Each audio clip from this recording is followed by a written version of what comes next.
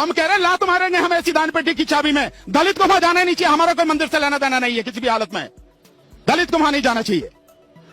तो मंदिर बनाने के पक्ष में है कि क्या? नहीं, क्यों मंदिर में बनाने के पक्ष में? मैं तो कह रहा हूं इस देश में जितने मंदिर है सबको तोड़ दिया जाए। मैं तो कह रहा हूं इस बात को। क्या मिलता है मंदिरों से? मंदिरों की बजाय इस देश में स्कूल बनाइए, कॉलेज बनाइए, लाइब्रेरी बनाइए, लोगों की शिक्षा मिलेगी, ये देश दुनिया में आगे पहुंच जाएगा। मंदिर बनाने से अंधविश्वास फैलता है, गंदगी फैलती है, लोगों के बीच घृणा फैलती है, और कुछ नहीं फैलता। आप बताइए एक मंदिर ने किसी ने धर्म का काम किया हो, किसी ने लोगों में शिक्षा का इस तरह से कोई काम किया हो? आप बताइए ना। मस्जिद के लिए भी ऐसा, मस्जिद के लिए भी ऐसा ही कहेंगे? नहीं, मस्जिद वाले मस्जिद का जवाब दे। नहीं, मस्जिद के लिए भी ऐसा ही कहेंगे कि कौन? वो भी नहीं रहना चाहिए। मस्जिद में क्या होता है? मस्जिद में केवल वो जाके अल्लाह की इबादत करते, नमाज पढ़ते हैं, वो और कुछ नहीं करते। मंदिर में, मस्जिद में जाके और कुछ नहीं करते। वो भी नहीं रहना चाहिए। कहाँ नहीं है? उनकी इबादत की जगह है, संविधान ने उनको अधिकार दिया है, वो रहना चाहिए। क्यों, कौन मना कर रहा है? मंदिर भी तो और रखो। तो आप मेरे से क्यों कह सकते हैं कि आप दलित को मंदिर में जाना चाहिए? मैं तो कह रहा हूं दलित को मंदिर में जाने की जरूरत नहीं है। इस देश के किसी भी गरीब समझदार व्यक्ति को मंदिर में जाने की जरूरत नहीं है। उसको जाना चाहिए, स्कूलों में जाना चाहिए, कॉलेजों में जाना चाहिए, लाइब्रेरी में जाना चाहिए, पढ़ना चाहिए। ज्ञान मिलेगा तो उजाला फैलेगा, अगर ज्ञान नहीं मिलेगा इस देश में कुछ नहीं होगा। जिस तरह से शिक्षा की हालत बना दी है इन्होंने, इस सरकार ने, आरएसएस ने, इस देश का बेड़ा गर्क होने वाला। नहीं, शिक्षा नहीं। डर है। किस बात का डर है? गिरफ्तारी हो रही है, 200 लोगों की गिरफ्तारी हुई। मैं कह रहा हूं 2000 लोगों की भी गिरफ्तारी हो, 2 लाख लोगों की भी गिरफ्तारी हो तो क्या फर्क पड़ता है? इंसाफ के लिए क्या कुर्बानियां दी नहीं है? ये दी नहीं जानी चाहिए। इस डरना किस बात? 25 साल से पूरे देश के लोगों को चैलेंज दे रहा हूं। चैलेंज मेरा कहना यह है, राम इस देश में कभी पैदा हुआ ही नहीं। कोई भी देश का इतिहासकार, विश्व हिंदू परिषद हो, आरएसएस के भागवत हो, भागवत के और पिताजी हो, या कोई मनीषी हो, दार्शनिक हो, इतिहासकार हो, संत हो, साधु हो, शंकराचार्य हो, कोई भी ये सिद्ध करे कि राम यहां पैदा हुआ, मैं कहता हूं राम कभी यहां पैदा हुआ ही नहीं। ये जबरदस्ती ये कह रहे हैं कि राम यहां पैदा हुआ। चाहिए घर में माँ बाप बड़े हैं, उनको कोई पूछता नहीं है। उन्हीं को राम मानो ना, उन्हीं को सीता मानो ना। किसको सब फुर्सत है बताइए राम में एक हवा बह रही है कि आप संभवतः विधानसभा का चुनाव लड़ सकते हैं। अरे नहीं, विधानसभा लोग दुनिया बोलने दीजिए, मुझे चुनाव से मतलब नहीं। मैं चाहता हूँ कि पब्लिक जागरूक हो जाए, पब्लिक जाग जाए। खेसारी को चुनाव लड़ने और नहीं लड़ने से मेरा रोजी रोटी ऐसा नहीं कि बंद हो जाने वाला। राम मंदिर से क्या होगा साहब? तो हमारे जब धंधे खत्म हो गए हैं, जब हमारे खेत खाली हो, हम खेती हमारी खत्म हो गई है, जब हमारे गांव खाली हो रहे हैं, तो ये मुद्दे है ना।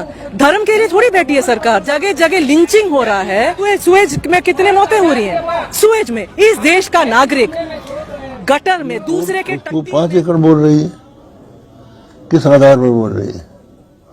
तो ये कहाँ न्याय है? तो हमको तो लगता है कि सरकारी दबाव में आकर ये फैसला हुआ है।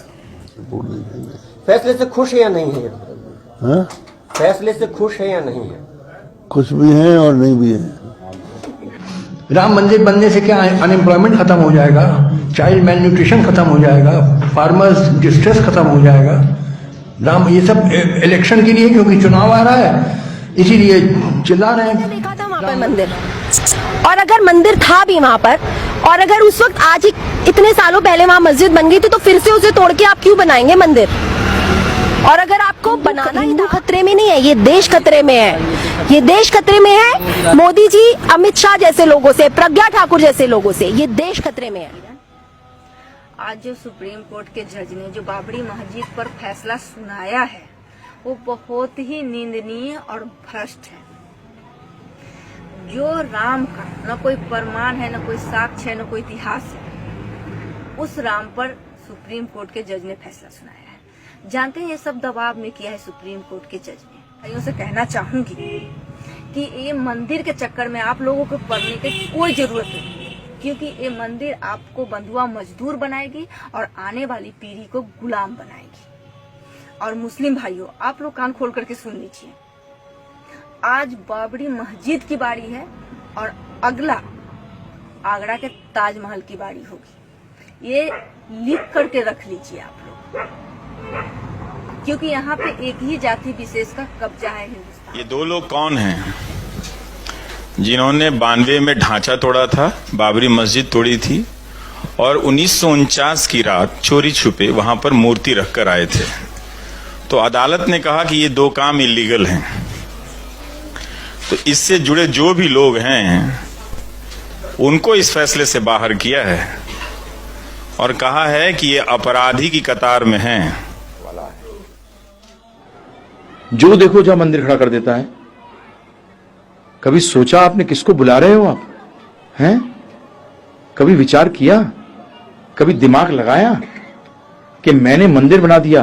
ध्यान रखना कि जोश तो आ गया। भगवान है ही नहीं। चैलेंज देता हूं, मेरा चैलेंज है भारत के सभी साधु सन्यासियों को, कोई ऐसा है जो ईश्वर का साक्षात दर्शन कराए? क्या कोई ऐसा आदमी है जो भगवान से सीधा दर्शन करा दे? आप ये कहें कि इस देश के अंदर भव्य राम मंदिर बनना चाहिए, अरे बनाओ, कौन मना कर रहा है तुमसे जो है। लेकिन याद रखो, कल्पना की धरा के ऊपर महल खड़े नहीं होते हैं, बालू के ढेर पर बिल्डिंग खड़ी नहीं होती है, शीशे के मकान में रहने वाले दूसरों पर पत्थर नहीं फेंकती है। अगर जितने भी मान लीजिए ईश्वर के मानने वाले लोग हैं, आस्थावान लोग हैं, तो मंदिरों में से मुकुट चोरी क्यों हो जाते हैं, जेवर चोरी क्यों हो जाते हैं, खजाने क्यों चोरी हो जाते हैं? क्या वो पुजारी जो बैठा हुआ है वो भगवान को नहीं मानता है? अगर कोई मुझसे पूछे तो मैं ये कहूंगा, जो ईश्वर विश्वास करने वाला है सही माने में वो ईश्वरवाद की दुहाई दे रहा है, लेकिन पक्का नास्तिक है, क्योंकि वो जानता है भगवान है ही नहीं, इसलिए वो सारी बदमाशी